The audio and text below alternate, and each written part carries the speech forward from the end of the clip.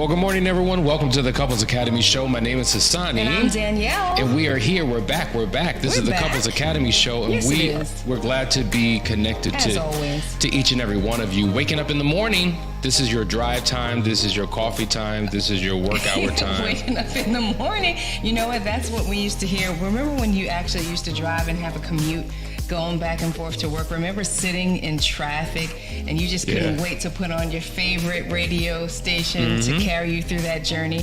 You can look at us like that. You know, you could put us on as you drive and really get your morning dose of spirituality, your morning dose of marriage counseling, get all the tools and get fully equipped. Why not? Bring us with you. Bring us with you on your commute. And don't forget, make sure you like, share, subscribe, hit that notification bell. That way you're not going to miss a show. And just continue to share, guys. Share, and share alike. That's how we grow this channel. That's how we reach more people.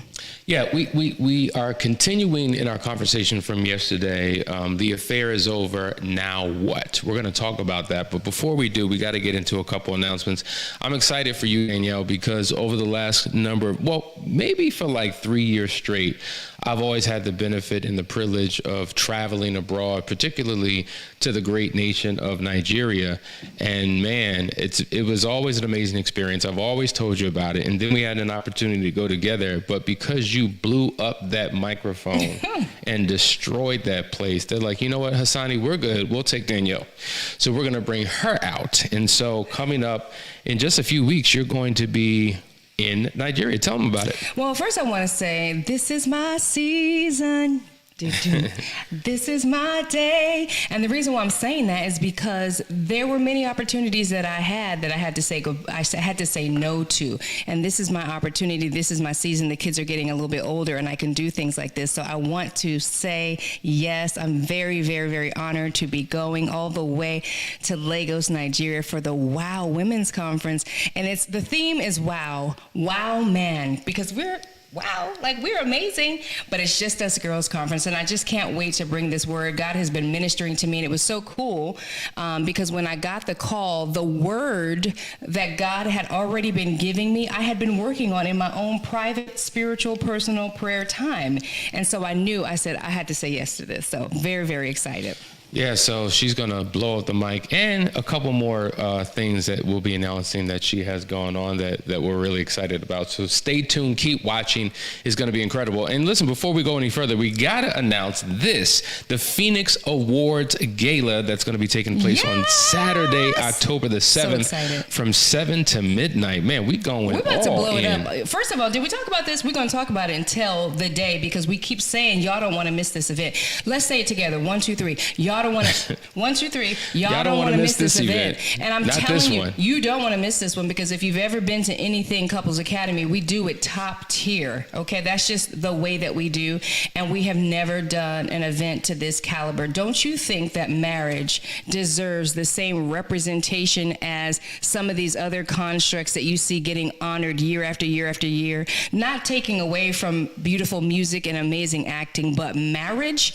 I mean, if you can walk this life together with one person and stick it through thick and thin, hard times, good times, all in between, you deserve to be acknowledged and at the highest level. And that is what we are doing. We are doing something we have never done before for couples, for marriage. We are representing kingdom marriage. Every other thing is represented out here, and we are raising the flag. So we want you to sign up. You can go to the couplesacademy.org and you can get tickets. You will go to the event page, click. Also, there are options. You can put a deposit down to hold your seat because tables are flying out of here. So if you think you want to go, hold a seat. It's a $60 hold, and then you could get all your other arrangements together, get your friends together, and come on out and represent marriage. You know, it's so interesting. Just the other day, we were looking at dresses, right? Well, you were looking at the dress. I was looking at the tux. And you were looking with me. You were looking because you got an eye. I got the eye. You got the eye. So here we are. Danielle's looking. She's at, where's this place? The Elite pour la Vie? Elite pour la Vie, with my good friend Juan. There she is right there. She's a stylist. She works with some of Atlanta's elite.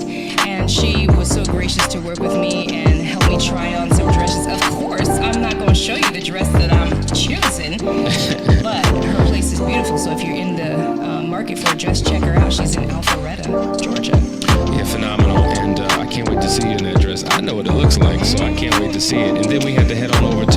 belts and couture.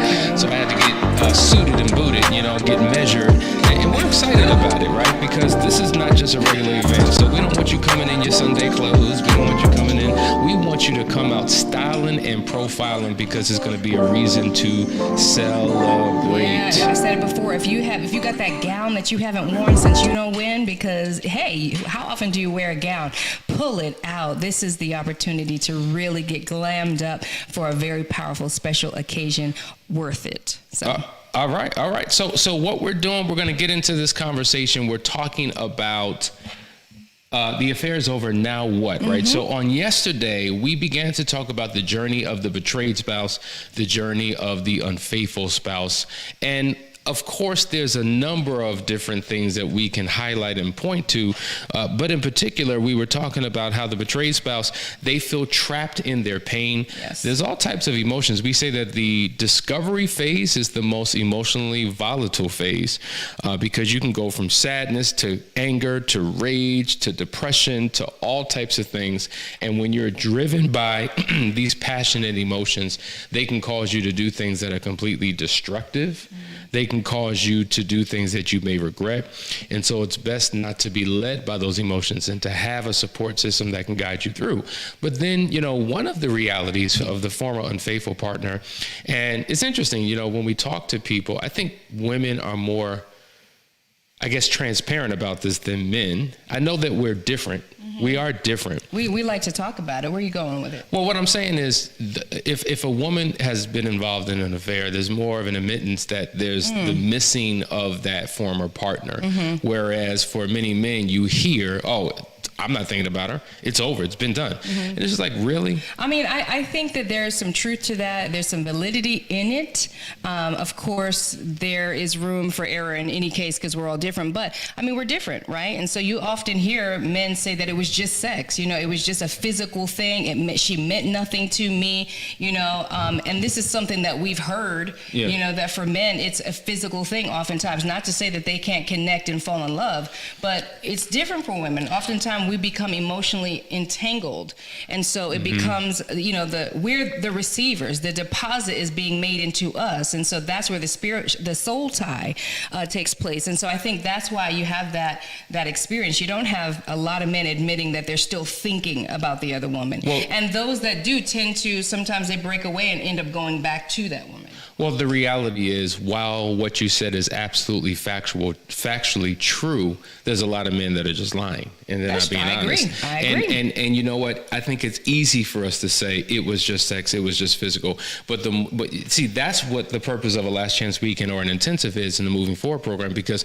we peel back the layers of the why. I think a lot of people don't really know why they did what they did, or they minimize or limit to just something that's surface, something that they themselves can understand, because they haven't really tapped into their own emotional selves. So how could they process and understand an emotional connection with another person if they don't even acknowledge it within themselves? But when you begin to unpack it, you're like, oh, wow.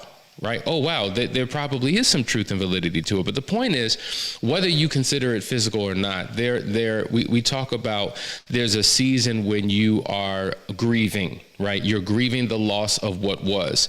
And so if I'm the former betrayed spouse and I'm partnered with a former unfaithful spouse and they are grieving a relationship with someone else, that's another I'm carrying, right? So you've left horrible season of the affair. You may have left the horrible season of the initial discovery, but you've made the decision to stay together. But you're in this very emotionally isolating, alone space and place while you're with your partner. You've made the decision to stay, but it's not what you want it to be. The connection isn't there. The conversation isn't there. You're either operating aggressively or passive aggressively. There's an emotional disconnect. we've all kind of been in that space in seasons of our marriage where things were just not right.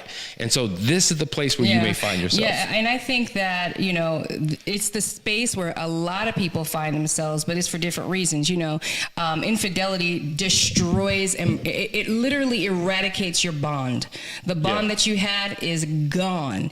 And you don't want to try to restore that thing. That thing is so tore up that you actually need to develop a new bond. And we were talking a little bit about this yesterday, that when you come here last chance weekend, you're in triage, you're bleeding, you're gushing, you know, everything, all bets are off, you're about to light a match and burn it all down.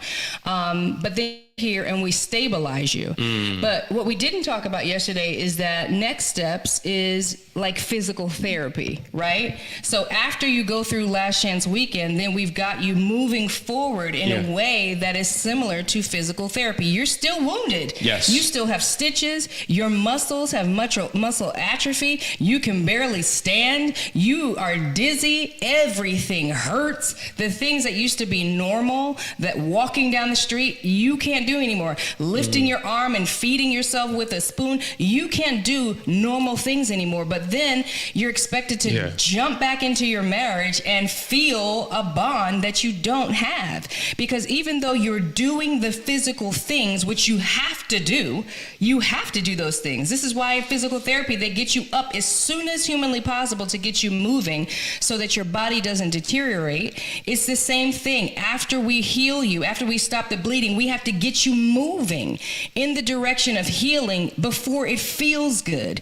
But the inside hasn't yet developed to match what's going on the outside. And I think the former betraying partner or unfaithful partner sometimes thinks he or she won't forgive. Like they just won't forgive. They won't let it go. It's not that they won't let it go. You have to look at multiple facets of this. This person is showing you an action that they're working on a process of letting go. But just like you getting up out of a chair and doing physical therapy doesn't mean all of a sudden you can walk today. It's a journey. You have to take steps every single day to develop the bond. So I think on both sides, we're racing to the finish line and we're not acknowledging that it takes time to develop. It takes time to heal. Now, it's interesting you use the term racing to the finish line because in high school, I ran track. And so I was a big track and field guy. Even, you know, after graduation, I would just always watch it. And you could tell when a team is not in sync, like particularly when there's a relay race. And you've seen it before where one person is trying to hand the baton off to another person, but one's going too fast, one's going too slow. They bump into each other. The baton falls out. They got to pick it up. Now they're far behind. They're not in sync, right? It's almost like they're running their own individual race, not realizing that they're on the same team doing this together. And to your point, I think that the former betrayed spouse and the former unfaithful spouse, they're running different races at different paces. They're not in alignment. They're not communicating. They're doing their own thing. They're growing in their own silos. And so none of them are any wiser about what the other person is doing. And it creates frustration. And isolation breeds ignorance. If I'm not connected to you and I'm not in your world, I'm ignorant about what you're doing. So now I begin to make certain assumptions. Now I begin to presume. Now I begin to have all types of things going on in my mind that may not be consistent with the reality. And that creates more discord, more dissension, more fights.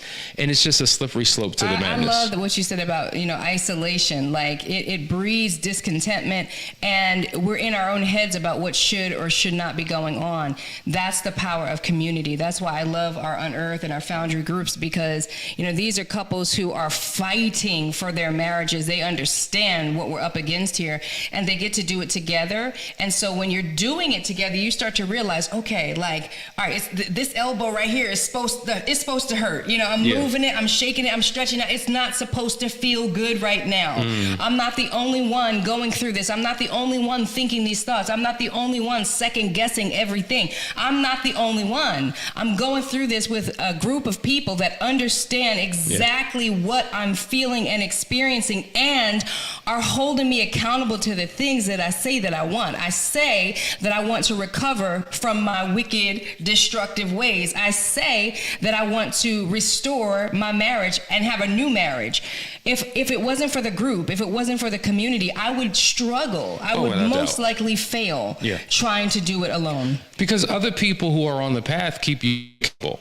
Like when you can hear the experience, the testimony, the struggle, the setback, the challenge, or even the win, right? The thing that you're celebrating that happened this week, and even if it's a small thing, the fact that you had a win, I become inspired by other people. I become encouraged by other people. Hearing other people's situations helps to put my situation in proper perspective. So maybe it's not as bad as I thought, or maybe, man, they're so far ahead, but I'm inspired to get to the level that they're on. That speaks to the power of community. And so the point we're making is that if you're in this in-between state of, we're not in hell, but we're not in the promised land, we're in this wilderness experience, you don't have to do this alone. Matter of fact, the children of Israel, they had God, they had people with them. You do not have to do this alone. It can feel very isolating. It can feel very lonely. It can feel very hopeless if there's no one on your left and your right guiding you through this process. And so listen, guys, we're going to take a quick commercial break. This is a good conversation. We're talking about The Affair is Over Now, what part 2. We're going to come right back after this break and go a little bit deeper. Stay right there. Welcome to the Couples Academy app. The Couples Academy app is your go-to hub for how to do marriage right. Get started with our app today by perusing our amazing features that conveniently allow you to connect. This app is packed with powerful content and resources to help you grow and stay connected. With this app, you can watch our messages, find marriage resources, watch, listen, and read the real-life stories of restored couples, sign up for events, read articles and blog posts, stay up to date with push notifications, share your favorite messages via Instagram, Facebook, Twitter, or email, and download messages for offline listening. For more information about the Couples Academy app, go to couplesacademy.org.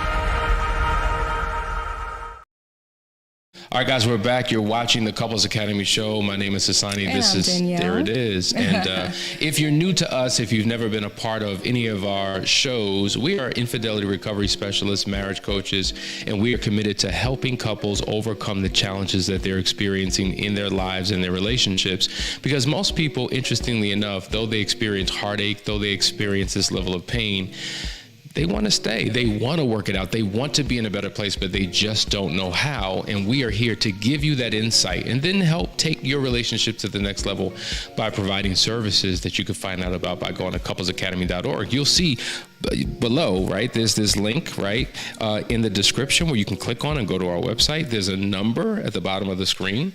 There it is, 678-200-8996. Reach out to us so that we can see how we can help you. A lot of questions coming through. We're going to hit them one at a time. Vashawn, good to see you. Do you guys still do the Enneagrams? I don't see it on the app. We do, my brother. You just got Absolutely. Just book a session. And if you're looking to discover more about your personality style, we will take care of you. Yeah. Book a session with Danielle because she specializes in that, and nobody can do it the way she can do it. It is phenomenal. Thank you. All right. Here's a question, man. What do you do when you're separated and your spouse is living with their sister and the sister is letting the affair partner come over and sleep over? Wowzers. So obviously this is an indication that your spouse is still in the affair. This is an indication that this is not a controlled separation. We know that a controlled separation is for the purpose of getting yourself together and coming back into the home to have a healthy relationship. In this particular case, the separation is a step closer to divorce, and I want my own space to do my own thing without you. I don't want you under my neck. I don't want you breathing on me. I don't want you judging me, telling me what I'm doing. So it seems like there is no plan or process in this situation for any type of restoration, which is a problem. So I would have more questions than answers. I mean, I can give you an easy answer, but I have more questions. Was this the plan? Did you two agree to separate? Did your spouse just leave to do their own thing? Are you in communication with each other? Is there a hope and promise for a future? Why is the sister acting as an alibi to allow your spouse to do what they do? Like, there's a lot here, and it's worthy of a conversation. But, I would say you need to figure out what you want to do. Like, the thing you cannot do is control anybody's behavior, no matter how hard you try. It has never worked for you. It's never worked for me. It's never worked for Danielle. And so you have to ask yourself some serious questions. Like, is this something that you're willing to accept and stand for? Are you going to wait in the meantime? And if you decide to do that, okay, well, guess what? You need to get on your knees and pray, ask God for spiritual guidance. You need to partner up with a practitioner that can give you strategy and implementation on how to pivot in this particular season, because with your best of intentions to do things a particular way, you could be making matters worse. But when you have somebody who's giving you strategy on how to navigate through it, it can actually turn this entire situation around. So I would just say reach out to us so that we can help. And I just want to let you know that I hear the pain in that. I mean, it's a double betrayal. Your sister-in-law is now supporting your spouse in, doing something so destructive and so hurtful. And so it's like a double abandonment. It's a double betrayal. It's a whole side of your family now that's on their side, and you're left to kind of pick up the pieces and figure it out. And so it could leave you feeling very isolated. And I would say that really it's about getting yourself surrounded by somebody who can help you get grounded and to think clearly. Like, you really can't do absolutely anything about what they're doing. It's a poor choice on her part. It shows you the character of who she is. Right? Nothing you can do about it, but you can surround yourself. You can refuse to be isolated and alone with your thoughts. And like Hassani said, when you're alone with your thoughts, you begin to make toxic decisions. And so I would say reach out. We have a community that is powerful. We can help support you and lead you in the right direction, help you get grounded, help you get some understanding and some clarity, give you some powerful, powerful prayers to pray. I mean, there are prayers that do rout demons, and sometimes this is spiritual. Most of the time it's spiritual. All the time it's spiritual. We're always up against some kind of a spiritual battle. And so, don't go at it alone is the advice that I would give to you. And also be very careful about who you invite into your world to support you. You can't talk to everybody about this stuff. A lot of people have good intentions and will just steer you in the absolute wrong direction, because guess what? They mad with you, and they about to put their dukes up, and we about to fight this situation together. No, you want to make sure that you are with people that know how to support you through a situation like this so that you make healthy decisions. Stacey has... So reach out to us. Yes. Stacey has a question. I'm going to read half of it. Hello, how do you get the trust back? August 16th. It was 2 years. It was harder this year. We'll stop there. Yeah, well, trust, as we always say, trust and triggers are the two things that people struggle with the longest in their recovery process. And you've probably heard us say this a million trillion times because it's true, that trust is lost in buckets but gained in drops. And that implies that trust can be lost quickly with one act, but it takes a considerable long period of time to restore that trust. And it comes through a process. It comes through a system of accountability. It comes through having a shared mutual understanding and expectations on what type of behaviors people should engage in, and they have to prove themselves to be trustworthy. Now, I will say this, trust is a two-way street. The fact of the matter is your spouse can be doing all the right things, but you're closed. You're not willing to accept it. You're on the struggle bus to believe that it's coming from a genuine place. And so you may be slowing down the process, or maybe you're ready, you're open, right? You're willing to engage, but he or she is not showing up the way that he or she should. That slows the process down, but it shows that it is a joint mutual effort. And when you two are in alignment and want to restore the relationship, you got to get out of your own way. I think so many people are stuck in their own behaviors. They've become comfortable in their deficiencies. They begin to justify and rationalize why they are just the way that they are, and who am I to change? This is just who I am. This is how I've always been. This is what I'm always going to do. And so you say you want change, but you really don't. Like the statement we made yesterday is that growth, okay, what was it? It was growth and comfort cannot coexist. Growth and comfort. You say you want to grow, you say you want more, you say you want to trust, but what are you doing to self-sabotage what it is that you say that you want? So you've got to be willing to do something different and do something new long enough till you begin to experience the breakthrough.